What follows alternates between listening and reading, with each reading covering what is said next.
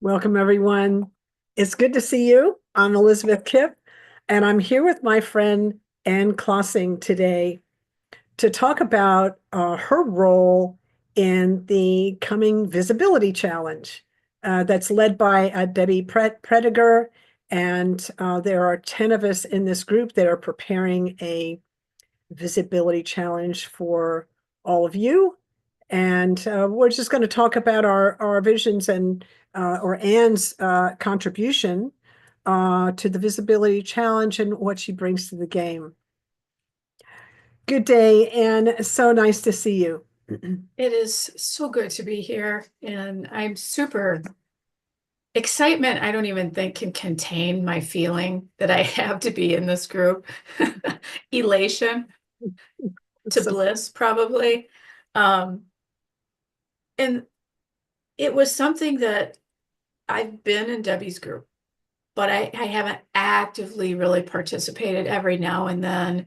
And then I really, something in me just said, you really need to start paying attention here. And then she had this post up for this visibility challenge. It was like no questions asked. I just did it. And she got the application out because I kept watching and I thought, gosh, maybe I'm not getting the feed and I'm not getting the application. And then she came on and said life got busy. And she finally got that application out. I filled it out, got it in. And it was one of those things that as I grow in my growth and expansion as a human and learning to trust the universe, it was one of really kind of the first moments where I just knew I was going to be in. I couldn't tell you why. And when I got the notice, I, I've read Think and Grow Rich. I have read Genevieve Behrend's book, and the name is escaping me.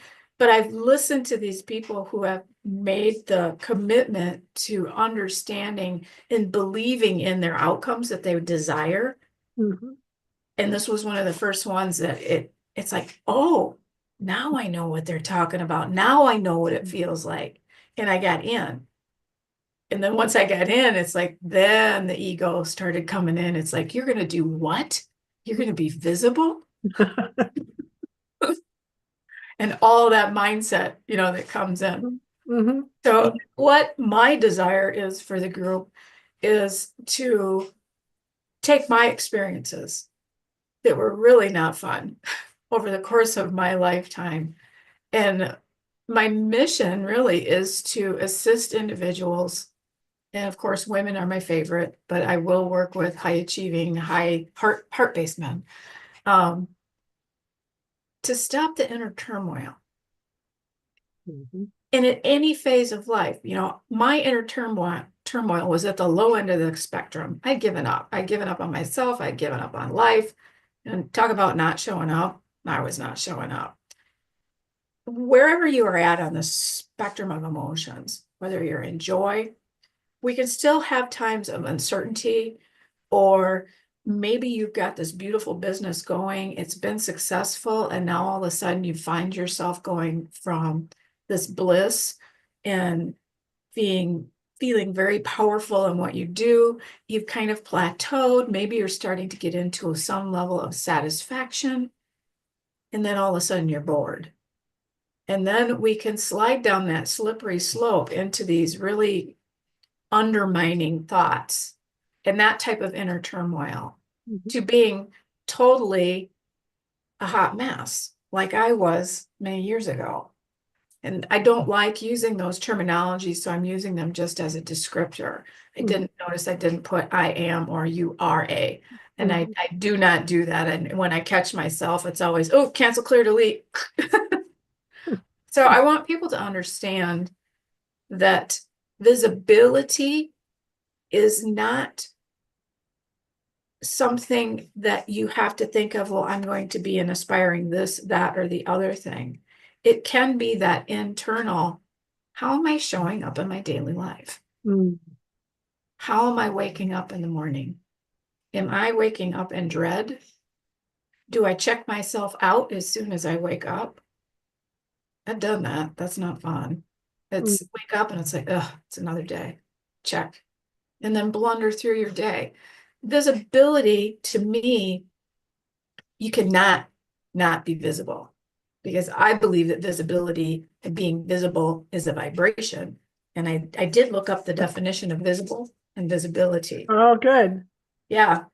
And one of the last ones was a measure, this is visibility, a measure of the ability of radiant energy to evoke visual sensation. So Mhm. even though you may think you're hiding or you're hiding something or hiding that feeling, your inner being knows where you are at all times. Well, that's true. Mhm. So whether you're giving your power away and you're in despair or whether you're in complete joy, the soul knows. Your inner being knows. And if you think you're fooling the universe, you're not. Mhm. And it's that awakening in the inner turmoil that one can feel when we're shifting through emotions. It's knowing that it's just an emotion, it's just a feeling, it's Mhm. just a thought. And you can own that or you can flip it, you can turn it around. Mhm. Yeah, in the chronic pain space in my audience, one of the big, uh, one of the things that really moves us from uh, illness to the really to the frequency, the energy of healing is that pivot point when we realize that we are not our pain. We're experiencing our pain, but it's not who we are. And that little bit of distance, which can be great or just this little crack, is enough to start shifting the momentum of the chronic pain into a more manageable experience, and it brings light into the darkness there. One of the things that one of the doctors I work with, he used to say, chronic pain steals our attention away from everything but it. And I kind of see that as, what am I identifying with? Which is what you're talking about. Am I identifying with my pain, or am I identifying with I'm having this experience, but it's not who I am? And that I have some power here. It's not just, it's not just doing it to me. I actually have some power. Yeah, And taking ownership of it, exactly. ownership of it so that you can look beyond it. And when I'm working with people, I want them to understand that you're supreme commander of every cell in your body. You can't do it outside of that circle of oneness. You, the center of you is that inner being. If you step outside of that circle and try and manage it by yourself, now you're not supreme being and commander of every cell in your body.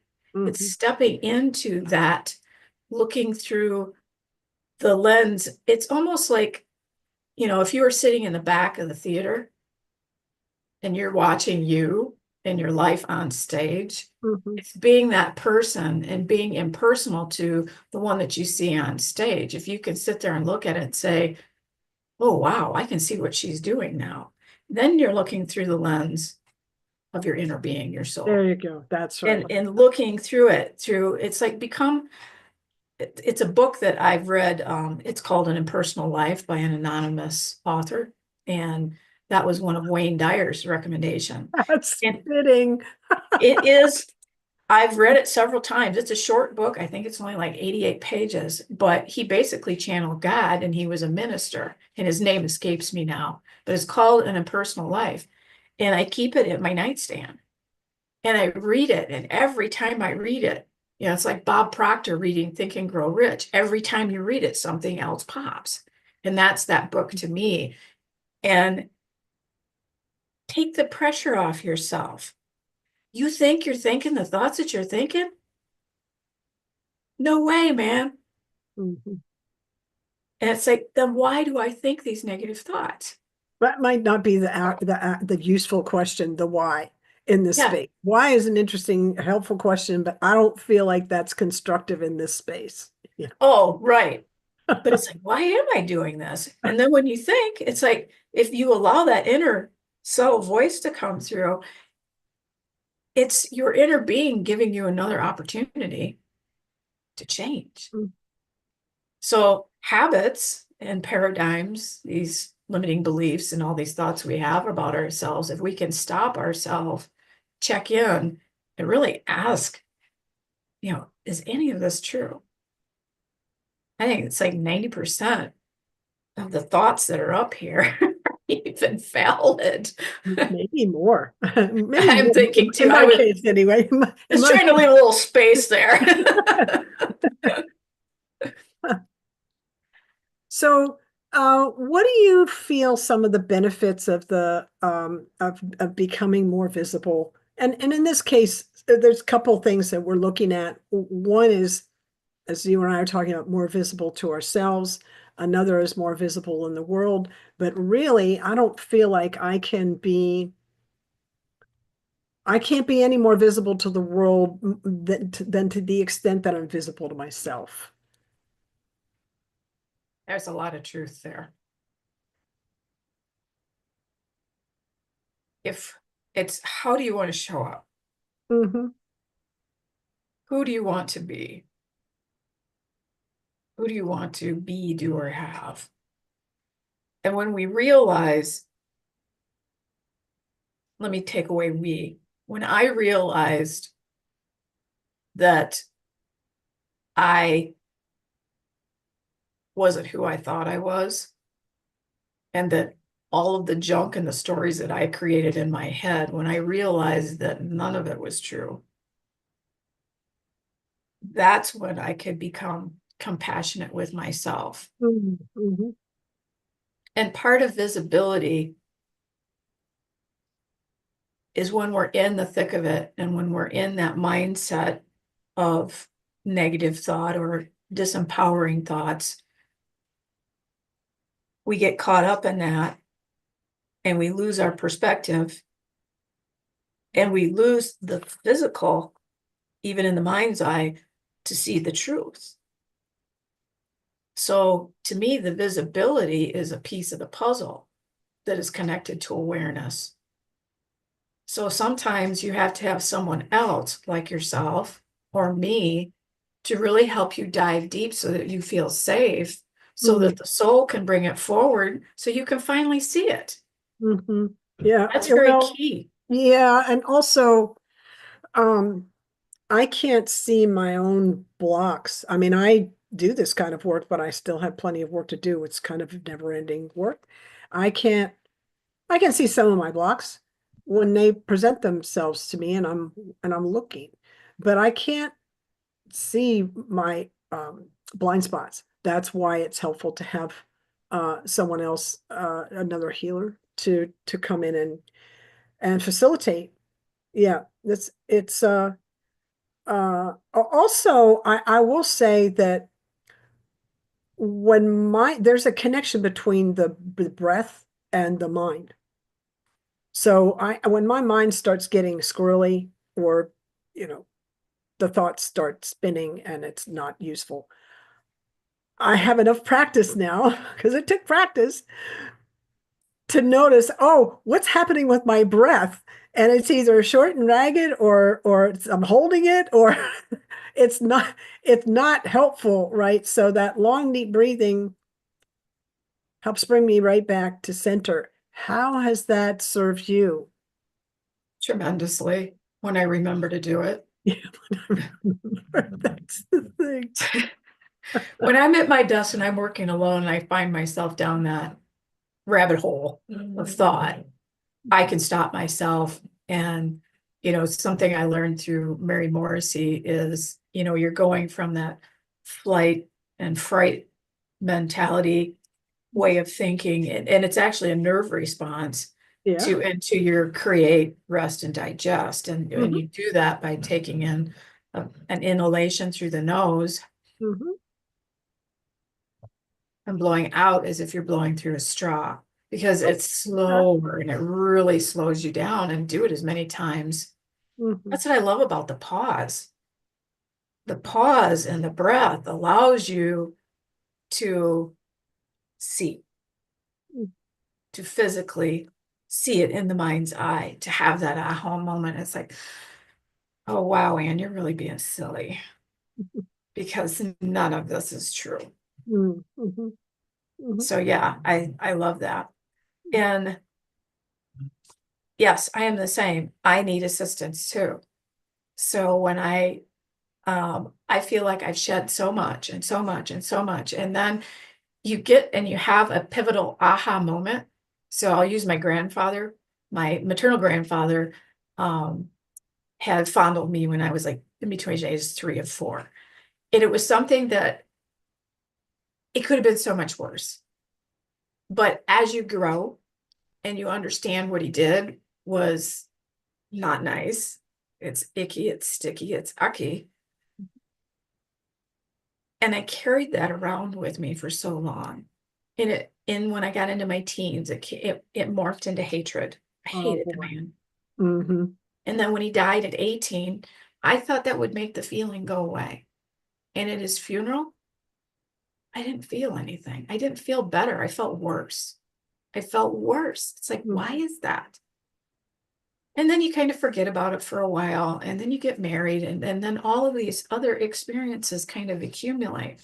And when I did hit rock bottom, I just glommed on to Louise Hay, Wayne Dyer. Um, there's another one that's escaping me, but it was also, oh, Byron Katie, the work of Byron Katie. My Amazing. goodness. That's great work. Yeah. So I was having health issues, and that's what happens is we store these emotions visible. It's better to have them visible and out so you can process them other than stuffing them down in.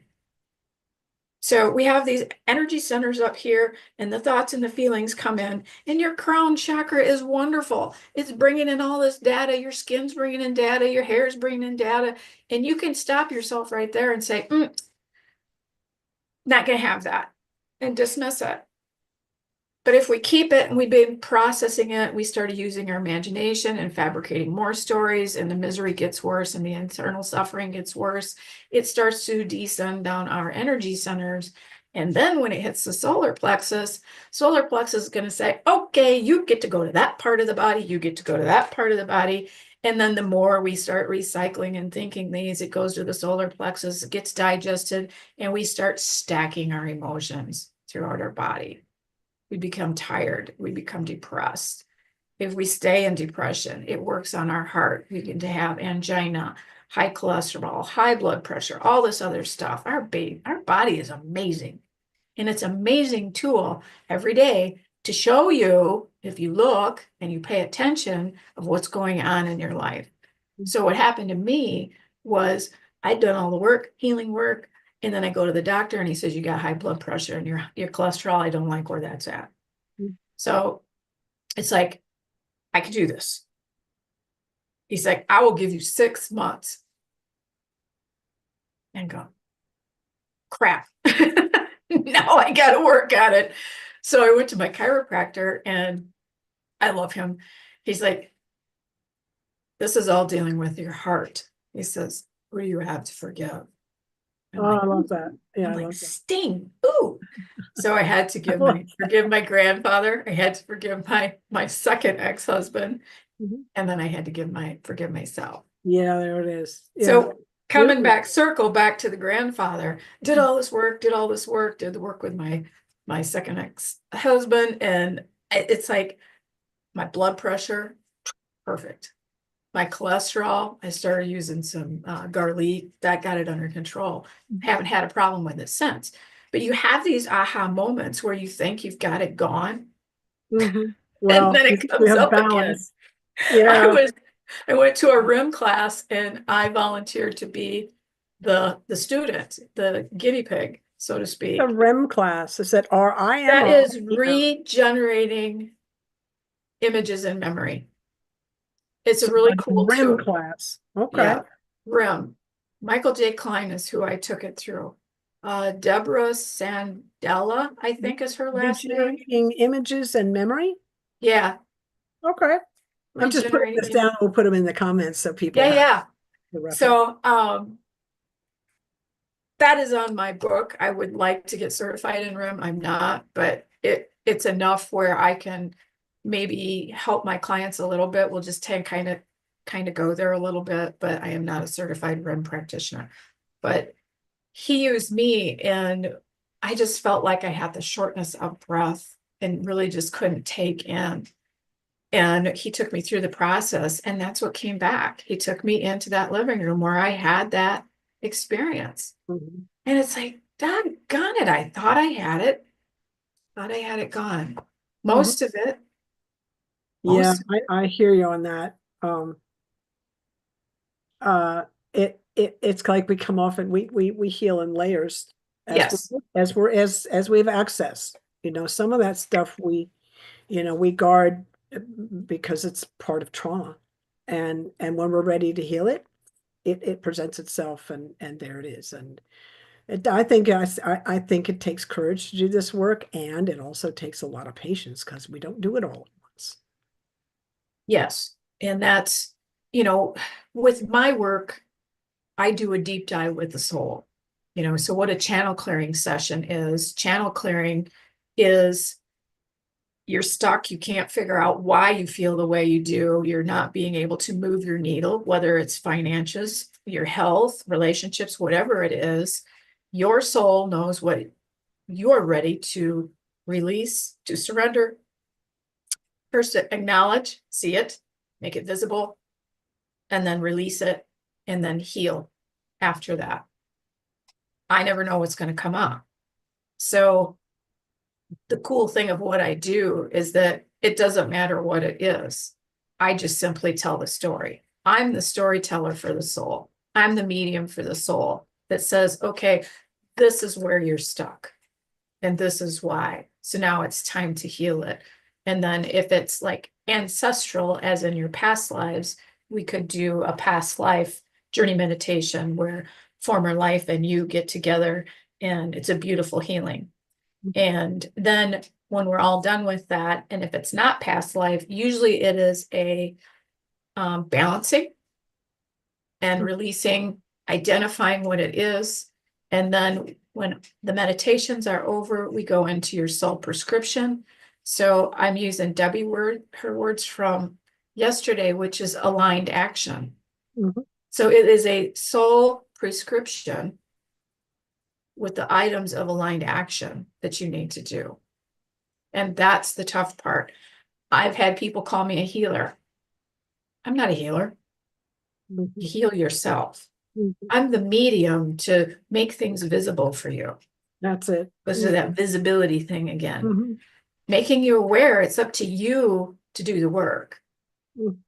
And I always love it when clients come back around and they haven't done the work because the same thing comes up. It's the same thing. And then I have to go back and we revisit what that original prescription was. You might have one or two more items. So I've gotten to the point where it's like, save your time and your money and my time and go back to that prescription that I handed you. Mhm. Now, if you need accountability on it, that's different. But for me to tap in again, it's going to be the same thing because I've witnessed it time and time again. And one of my life mentorship clients did exactly that. She didn't take the time to do the work. She kept resisting it, kept resisting it. Life would get in the way. So I did the reading and it was hysterical because how the soul came about put it into a very digestible format Mhm. and was very nice about saying, go back and do your homework. We had a good laugh over it. Well, But it's, you got that's to do the exciting. work. This isn't easy work either. No, it It's isn't, a but it's right. It, challenge. it's right. It's right in front of our faces if we choose to step in. Right, it's Yeah. right there to be done. So Yeah. that's kind of cool. Well, I'm super excited to have you as part of the visibility challenge and what you're bringing to the game, and helping other people who were, as we're crafting this thing for everyone else. helping them find the visibility of themselves and their evolution and their alignment, their aligned actions. And I'm going to challenge people today. So I would like to challenge the audience to set the timer on your phone for 60 minutes. And when that bell goes off, take notice of what you are feeling. What is your emotional state of being? Identify it, make it visible, and then decide if you're going to stay in that feel good vibration, or if you're not in a really good mood, are you going to keep it? It's your choice. How am I being visible today? How am I showing up? How am I showing up for myself? Then just reset the timer. And I did it yesterday. It was very enlightening. I love that. That's a great assignment. I just like, So set your phone and for an so, hour. and it's so simple. Yes, It's so simple, but so powerful. My yes. goodness. Well, thank you so much. You can get a hold of Anne at her website, which is her name, anneklossing.com. I'll put that in the comments. And on social media, where are you on social media? I am on Facebook, and that's my name. And then if you go to my profile, I think on that main picture there, there's a name for it. It has my Facebook group, and that is We Conversations with the Infinite. And that's a cool group. I go live every Friday morning at 9 a.m. Central Standard Time. I do go live and tap into We, and they come through. So just hit the join button. I'll let you in, and just tell them that you watch this so I know where you're coming from. And I'll let you in, and you can either laugh at me or say, wow, that was really cool. Awesome. The Well, we'll try and put Facebook. the link. We'll try and put the link to your Facebook page and your Yeah. group. And I'm Um, on LinkedIn too, but give me time to fill that out. It was a new platform, and I think Debbie had it down as my primary. And I was going to call her back and say, hey, let's change that. And I'm like, no, no, no, this is a challenge. Awesome. All right. Well, thank you so much, Anne, for spending time with me today and contributing to this visibility challenge for everyone. And Yeah, I'm pumped and excited for everyone. yeah, and thank you everyone for listening. Uh, we'll see you again next week. I'll be bringing in Magda Summer, and I think Carol Pilkington is also up on deck next week for this visibility challenge and what they're bringing to the game and how they're here to serve you. Thank you so much, everyone. Bye now.